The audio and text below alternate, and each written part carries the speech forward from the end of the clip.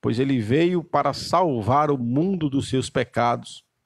E essa salvação, ela passa pelo evento memorável que a Bíblia registra, chamado de arrebatamento da igreja. E nós que estamos vivos, precisamos estarmos atentos a esta doutrina, porque é uma realidade que a igreja de Jesus, mais cedo ou mais tarde, ela vai experimentar. E aqueles que estiverem vivos por ocasião do arrebatamento, precisam também estarem preparados. Não é? A palavra que li nesta noite, ela foi escrita por Paulo e direcionada aos irmãos de Tessalônica. E Paulo, ele começa o verso 13, que é a porção final do capítulo 4, a dizer o seguinte: não quero, porém, irmãos, que sejais ignorantes acerca dos que já dormem, para que não vos entristeçais como os demais que não têm esperança. Paulo, ele está nos chamando a atenção e o seu desejo, a sua oração, o seu esforço é para que os irmãos de Tessalônica e nós também tenhamos conhecimento e possamos entender os assuntos de Deus e assim termos discernimento acerca da situação daqueles irmãos que já dormem no Senhor. E é interessante dormir aqui, o termo, ele significa dizer que os crentes que partiram para a eternidade, os crentes que já morreram, estou falando daqueles que partiram na fé em Jesus, né? Alcançados pela misericórdia e pela graça salvadora do nosso Senhor e Salvador Jesus Cristo. Paulo usa o termo e dormir não quer dizer que os que estão no paraíso em Cristo que partiram estão, esses crentes que partiram estão no paraíso conscientes e não dormindo. O dormir aqui é do corpo, para dar o sentido ou de que todo aquele que dorme se despertará. Sim ou não? Sim. Quem dorme, uma hora vai se despertar, uma hora irá se levantar. Assim, aqueles que morreram em Cristo, os seus corpos descansam ou dormem numa sepultura. Todavia, o seu espírito repousa ou descansa em Deus. Mas esse repousar e descansar é em relação aos trabalhos que realizaram ou realizavam enquanto estavam vivos no corpo. E depois de separados da vida do corpo, esses irmãos agora, os seus espíritos, descansam no paraíso de Deus. Amém? Glórias sejam dadas o nome do Senhor. Quando Jesus estava crucificado, um dos ladrões clamou ao Senhor por misericórdia. E Jesus disse para ele: hoje mesmo tu estarás comigo no paraíso. Aleluia, louvado seja o nome do Senhor. O corpo daquele novo convertido, o ladrão se converteu, foi para a sepultura, mas o seu espírito foi repousar com o Senhor. Amém? Repouso que eu vou refrisar aqui para que você entenda bem.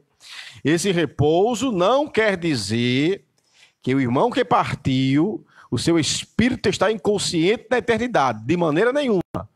O espírito do crente que partiu com Cristo está consciente da vitória. Amém? Glória a Deus. Ele sabe onde está e com quem está. E aguarda, aleluia, e aguarda o cumprimento da palavra que diz que Jesus voltará e os que morreram em Cristo ressuscitarão primeiro. Ou seja, glória a Deus, o seu corpo no advento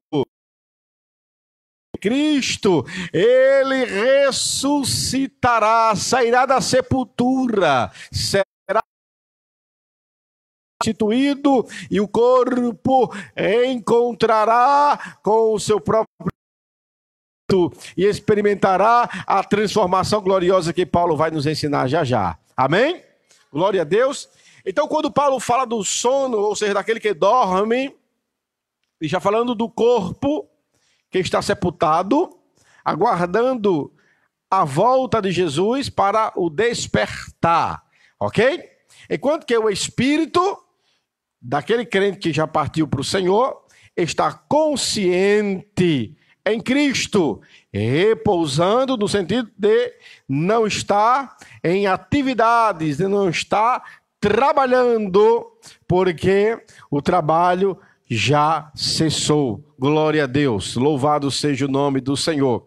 E Paulo, ele continua a sua carta dizendo assim: porque se cremos que Jesus morreu e ressuscitou, assim também aos que em Jesus dormem, Deus os tornará a trazer com ele.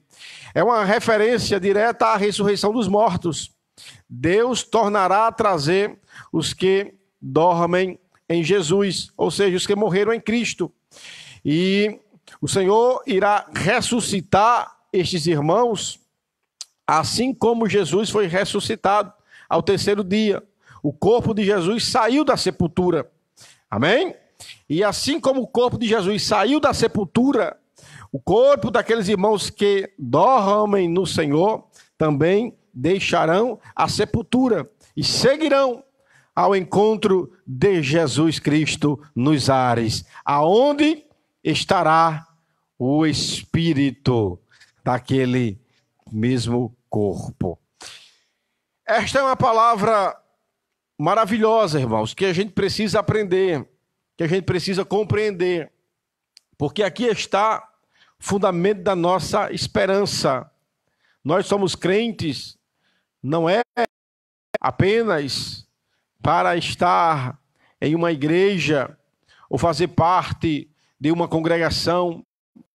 Nós aceitamos Jesus como nosso Salvador para ir morar no céu, desfrutar de suas promessas na eternidade. E essa é uma promessa para a igreja. E durante toda a história da igreja de Jesus, os servos do Senhor, os crentes em Cristo, esperaram o cumprimento desta promessa e morreram na expectativa de verem o Senhor os chamar para desfrutar da eternidade ainda vivos. Então nós que estamos vivos também devemos compartilhar desta mesma esperança e aguardarmos Jesus voltar agora. Aleluia, louvado seja o nome do Senhor. Porque Paulo diz que Deus tornará a trazer os que dormem com Cristo. Versículo 15, ele vai expressar o seguinte: dizemos-vos, pois, isto pela palavra do Senhor, que nós, os que ficarmos vivos para a vinda do Senhor, não precederemos os que dormem. Porque o mesmo Senhor descerá do céu com alarido e com voz de arcanjo e com trombeta de Deus, e os que morrerem em Cristo ressuscitarão primeiro. Depois nós, os que ficarmos vivos, seremos arrebatados juntamente com ele nas nuvens e a encontrar o Senhor dos ares, e assim estaremos sempre com o Senhor. Paulo está deixando bem claro a cronologia desse evento. Quando Jesus voltar, duas coisas irão acontecer na volta de Jesus. A primeira, os mortos em Cristo ressuscitarão primeiro. Amém, irmãos? Paulo diz, nós que estivermos vivos, não precederemos os que dormem. Os mortos são ressuscitados primeiramente, depois os crentes que estiverem vivos. Aleluia, glória a Deus. Os que estiverem vivos serão, como diz o texto, arrebatados. Essa palavra, ela dá o sentido de ser raptado, tirado com força, né? E é isso que vai acontecer. Nós seremos levados pelo Senhor. Será um grande rapto. Nós seremos, numa linguagem mais clara, sequestrados por Jesus, quando não esperamos. Amém? Imagine agora nós aqui e Jesus volta. O Senhor raptará os seus fiéis da terra e a sua maravilhosa presença. Nós seremos tirados com força. Aleluia! Glória a Deus. E é interessante, irmãos, porque esse rapto, ele vai acontecer, como Paulo ele vem dizer aqui, em razão de uma necessidade. E a necessidade é essa. Em João capítulo 14, Jesus diz, aonde eu estiver, estejais vós também. É a razão pelo qual ele preparou morada para o seu povo na eternidade, para que o seu povo estivesse sempre com ele. E nós seremos tirados daqui e transportados para a eternidade com Deus. Porém, nós não poderemos adentrar na eternidade da forma que estamos agora. O texto de 1 Coríntios, capítulo 15, versículo de número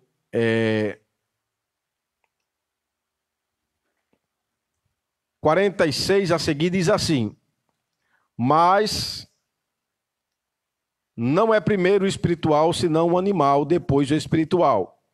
O primeiro homem da terra é terreno. O segundo homem, o Senhor, é do céu. E diz mais, qual terreno, tais são também os terrenos. E qual celestial, tais também os celestiais. E assim, como trouxemos a imagem do terreno, temos também a imagem do celestial. E agora digo isso, irmãos, que carne e sangue não podem herdar o reino de Deus, nem a corrupção herdar a incorrupção. O que Paulo está nos ensinando é que os nossos corpos, eles trazem a imagem do homem terreno. Esse homem terreno é Adão. Então, nós temos o corpo terreno, material, biológico, semelhante ao corpo de Adão. Adão era desta terra. Por isso que os nossos corpos são corpos para habitar esta terra. Mas no arrebatamento da igreja, os salvos serão raptados, serão tirados com força da terra para o céu. E aí, Paulo está dizendo aqui que o corpo terreno, a semelhança do corpo de Adão, que é natural dessa terra, não pode entrar na eternidade, no céu. Para isso é preciso adquirirmos um corpo celestial, semelhante ao corpo do Senhor. Amém? Jesus viveu nessa terra com corpo de homem. Todavia, quando ressuscitou e retornou para a presença do Pai na eternidade, o seu corpo foi então glorificado. Hoje, Jesus está no céu, assentado à direita de Deus. Porém, o seu corpo possui a mesma estrutura do corpo humano. Tem a mesma estrutura do nosso corpo, né? Cabeça, tronco, membros superiores, inferiores.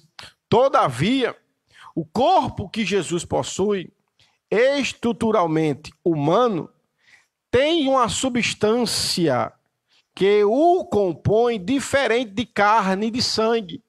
O corpo de Cristo glorificado não é composto por carne ou sangue, mas a sua composição é uma composição diferente, espiritual, que Paulo chama de celestial.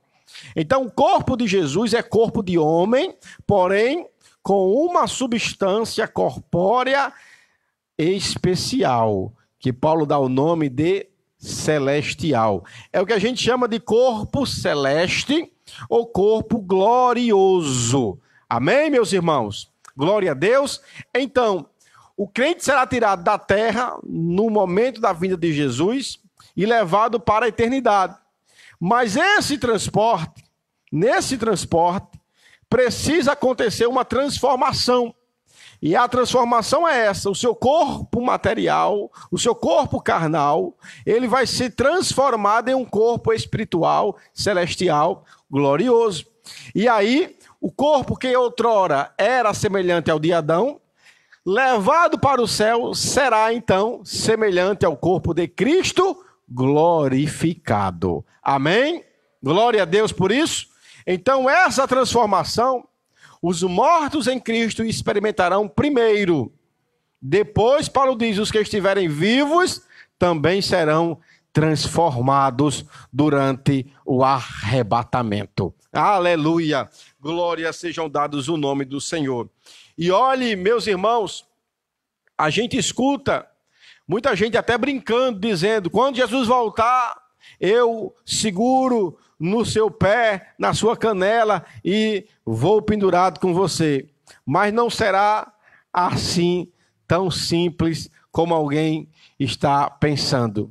O arrebatamento é algo muito sério e a responsabilidade é pessoal, é individual. O pai não poderá salvar os filhos, nem os filhos ou o filho poderá salvar o seu pai. Marido e mulher não poderão se ajudar naquela hora. Cada um dará conta de si. Portanto, é necessário que nós estejamos preparados. Amém? Preparados. Porque Jesus vem quando, pastor? Não sei. Jesus não deixou marcado a data do seu retorno.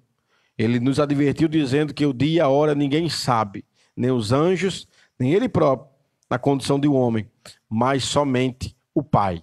Deus decidirá, pela sua sabedoria e pelo seu poder, o momento exato do arrebatamento da igreja, quando os salvos em Cristo partirão, aleluia, da terra para a eternidade.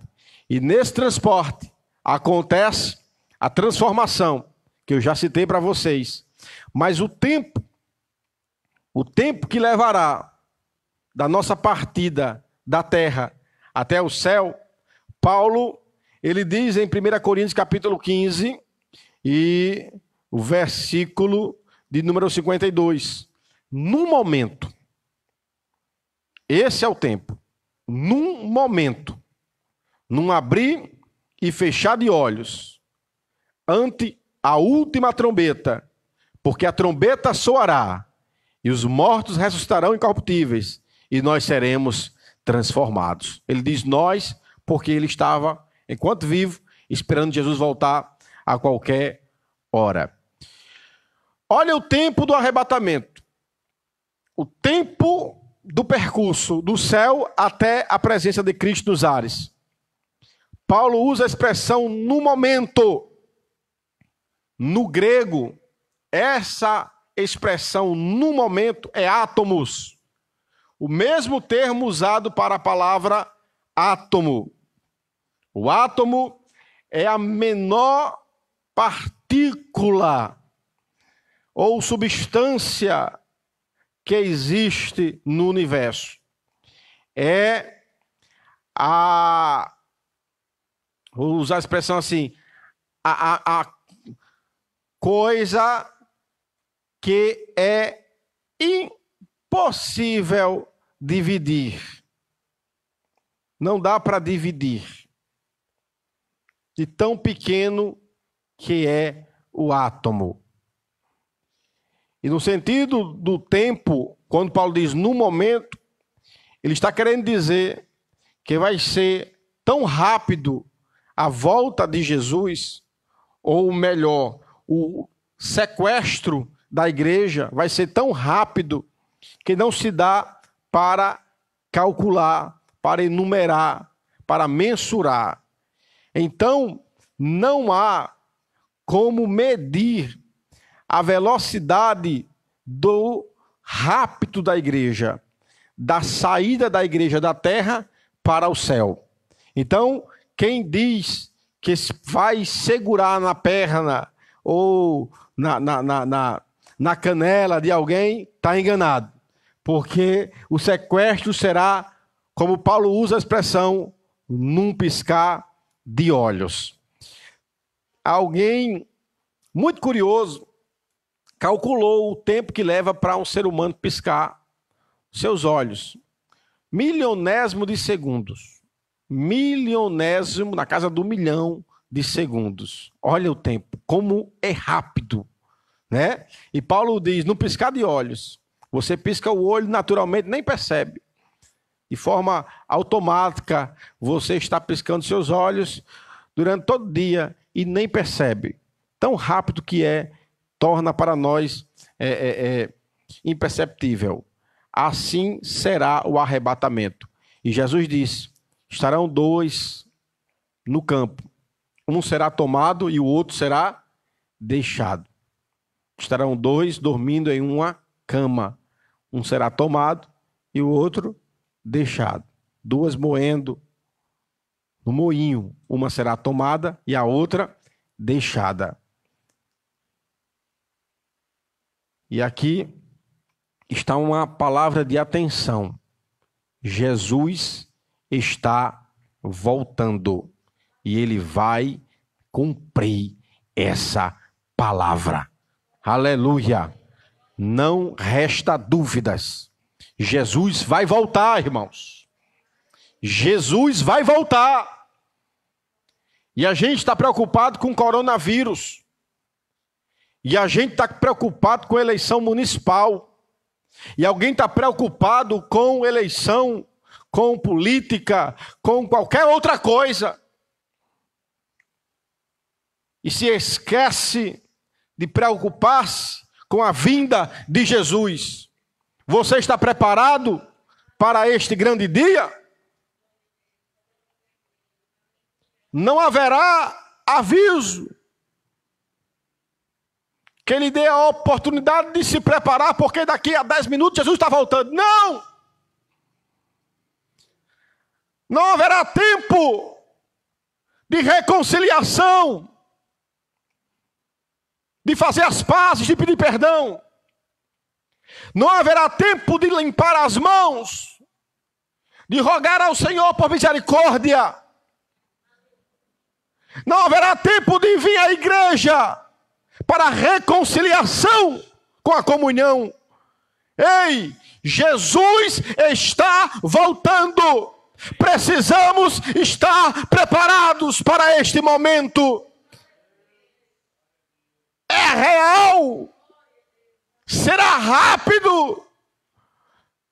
E somente os fiéis participarão. E aqui é o problema. porque não tem arranjado, não tem arrumadinho, não tem choro, nem vela. Camarada tem que estar pronto. No molde dessa palavra. Porque quem vai julgar a sua vida é o próprio Jesus. Ele dará ordem aos seus anjos para recolher os fiéis. E esses fiéis são conhecidos por Jesus. Jesus os conhece. São amigos dele. Falam com ele. Estão com ele. Aleluia! E Jesus com eles também. Oh, maravilha! Ei, irmãos, essa palavra Deus colocou no meu coração. Ele falou primeiro comigo. A cobrança veio primeiro para mim. Como é que está a sua vida? Está preparado para o arrebatamento? Aleluia! Quando nós olhamos para a Bíblia, nós encontramos alguns sinais. Em Mateus 24, eu vou apenas citar, porque a hora já está chegando. Mas esses sinais, irmãos, eles acontecem desde sempre. Está aqui Jesus falando, capítulo 24, e versículo, vou começar aqui pelo versículo 5. Porque muitos virão em meu nome, dizendo eu sou Cristo, enganarão a muitos, ouvireis de guerra, de rumores de guerra. Olhai, não vos assusteis, porque é misto que isso aconteça, mas ainda não é o fim.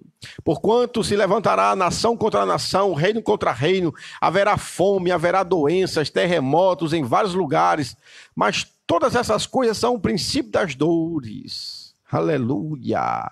Nós estamos vendo isso, guerras, ouvimos falar de guerras, ameaças de guerras, reino contra reino, nação contra nação, fomes, plural, fomes, pelo mundo todo, até perto de nós, pestes.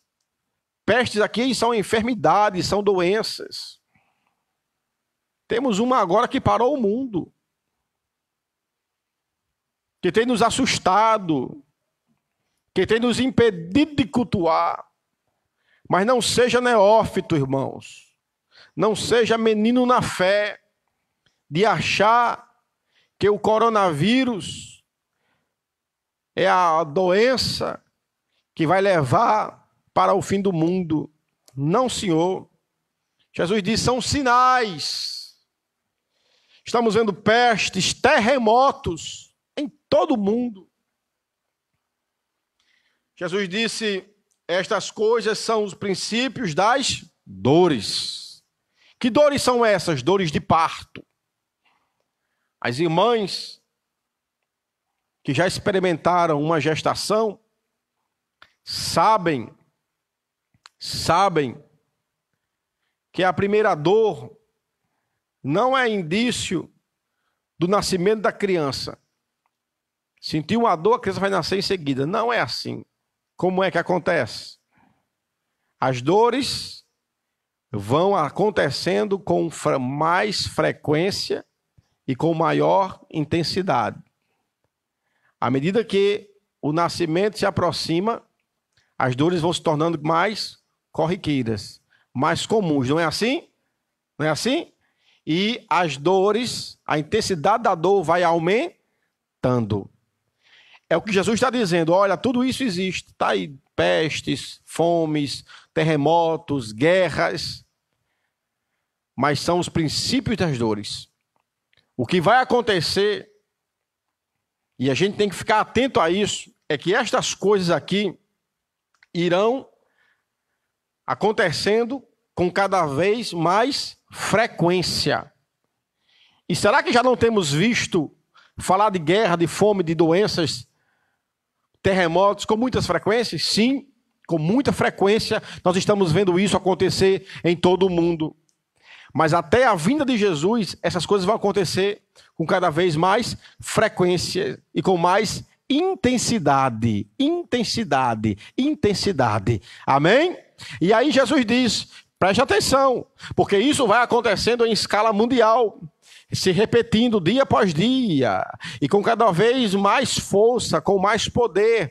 E aí, meu amigo, Jesus disse, isso sim é o princípio das dores, aleluia. Ou seja, está apontando para um evento maior. Que evento é esse? Não é o nascimento de uma criança, mas é o rapto da igreja, da terra. Sabe por quê?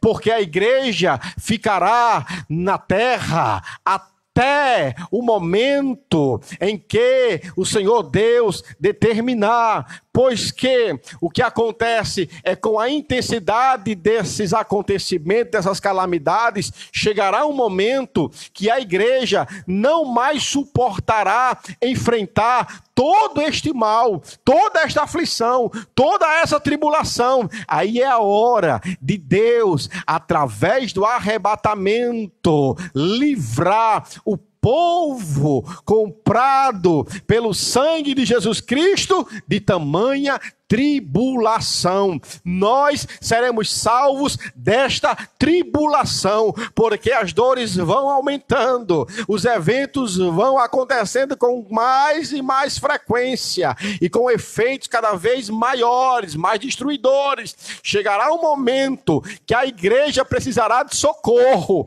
ela não mais suportará estar nessa terra. Aí o Senhor dará ordem, aleluia, e vai acontecer o que Paulo descreve em 1 Tessalonicenses capítulo 4, versículo 16, porque o mesmo Senhor descerá do céu, aleluia. Olha a expressão, o mesmo Senhor. Que Senhor é esse? Aquele que quando os discípulos, cerca de 500 irmãos, estavam lá no Monte das Oliveiras, olhando para cima e vendo Jesus subir, retornando para o céu, a Bíblia diz que dois varões, dois anjos estavam ao lado daquela multidão e disseram: varões galileus, por que olhais para cima? Esse mesmo Senhor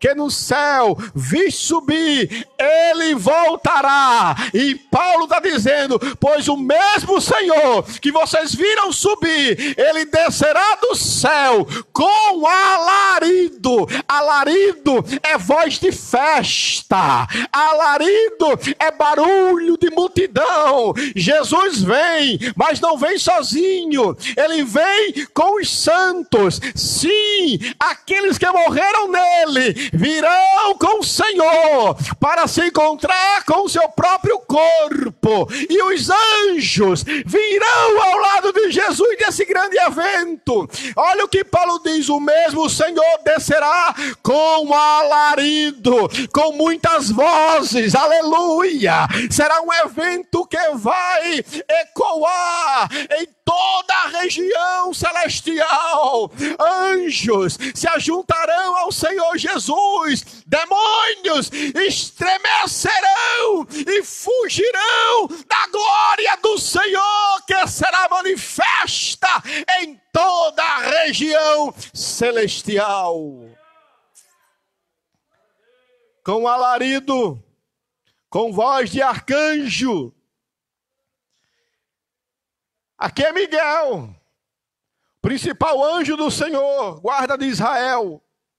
Ele vem encabeçando o exército celestial, aleluia. Oh, que cortejo glorioso. De um lado está o espírito daquele irmão que morreu com Jesus. Aqui é chamado de santo. Do outro estão os anjos, encabeçados, liderados por Miguel, o anjo principal do Senhor. Tudo preparado para receber os que estiverem vivos. Aleluia! Que por ocasião do arrebatamento subirão para se encontrar com o seu Salvador. E olha que Paulo diz aqui em Tessalonicenses capítulo 4, versículo de número 16: e com voz de arcanjo e com a trombeta de Deus, e os que morreram em Cristo ressuscitarão primeiro, depois nós ficarmos vivos, seremos arrebatados juntamente com eles a encontrar o Senhor nos ares, e para sempre estaremos com o Senhor. Dá para dar um glória a Deus aí, irmãos? Jesus vem, os espíritos dos crentes virão com ele, os anjos encabeçados por Miguel também, e vem com voz de trombeta. A Bíblia diz que a trombeta soará, não resta dúvidas, vai acontecer. A trombeta na história de Israel tem alguns significados. Aqui, a trombeta representa ajuntamento para a festa.